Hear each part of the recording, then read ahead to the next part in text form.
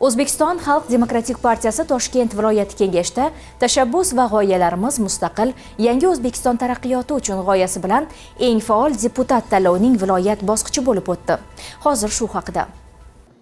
Mazkur tanlov O'zbekiston Xalq Demokratik partiyasining saylov oldi dasturida belgilangan vazifalarni amaliyotga tatbiq etish, partiyada saylangan deputatlarning siyosiy bilimini kuchaytirish, ularning faolligini oshirish hamda ilg'or tajribalarini rivojlantirish, saylovchilar muammolarini hal etishda faollikni kuchaytirishga qaratilgan. Eng faol deputat ko'rik tanlovida viloyatning 22 ta tuman va shaharlarda o'tkazilgan ko'rik tanlovlarda saralab olingan hamda 13 nafar viloyat deputatlari qatnashishdi. Ushbu tanlovni o'tkazishdan asosiy maqsad O'zbekiston 2030 strategiyasining atrof muhitni asrash va yashil iqtisodiyot yilida amalga oshirishga oid davlat dasturidagi belgilangan vazifalarni aynan partiyaning saylovoldi dasturiga taalluqli bo'lgan bandlarning ijrosini ta'minlashda, partiyaning mahalliy kengash deputatlarini faol ishtirokini ta'minlash va partiya guruhlarini shu orqali faoliyatini yanada takomillashtirishda asosiy maqsad ko'zlangan.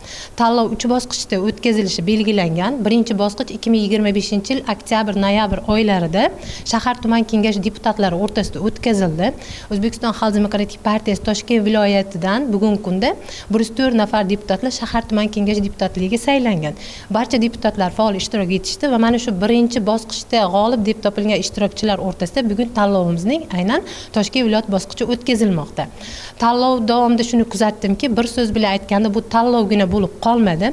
Deputatlar bugungi kunda o'zini olib borayotgan amaliy faoliyati bo'yicha amalga oshirgan hamma jarayonlardagi faoliyatini to'liq namoyon etib bera oldi. Demak, aytishimiz mumkinki, deputatlar haqiqatdan xalqning vakili, chunki aholining muammosiga befarq emas, siyosiy jarayonlarni bevosita kuzatuvchisi va ishtirokchisi va bugungi ishtirok etish davomida ular bir-biri bilan o'zaro tajriba almashdi, fikr almashdi, siyosiy bilimlarni yana bir bor sinovdan o'tkazishdi. Deputatlar 3 bosqichda aholi bilan ishlashda samarali yondashuv, siyosiy hozirjavoblik, muammoni hal etishda amaliy tajriba kabi shartlarda bellashdilar. Tanlov davomida dastlab ishtirokchilar o'z hududlarida amalga oshirilayotgan ishlar, xususan partiya dasturiy maqsadlarini amalga oshirish bilan bog'liq tadbirlar haqida taqdimot o'tkazishdi.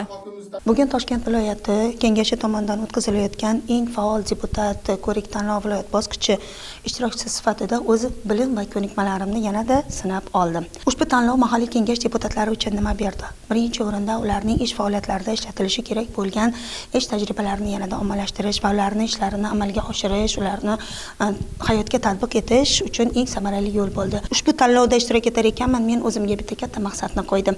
Kelajakda deputat sifatida ish faoliyatimni olib borar ekanman. Partiyamizning asosiy maqsadi bo'lgan ijtimoiy himoyaga muhtoj qatlamlarga o'z ko'magimni va yordamimni berishni o'zimning oldimga katta maqsad qilib qo'ydim. Tanlov yakuniga ko'ra faol va tashabbuskor deputatlar munosib taqdirlandilar. Birinchi o'rin Ohangaron shahar kengashi deputati Xolto'rayeva Nargiza, ikkinchi o'rin Bekobod shahar kengashi deputati Usmonaliyev Jahongir, uchinchi o'rin Parkent tumani kengashi deputati Muhiddinov Husniddin. G'oliblar faolligi, tashabbuskorligi va samarali faoliyati uchun munosib taqdirlandilar.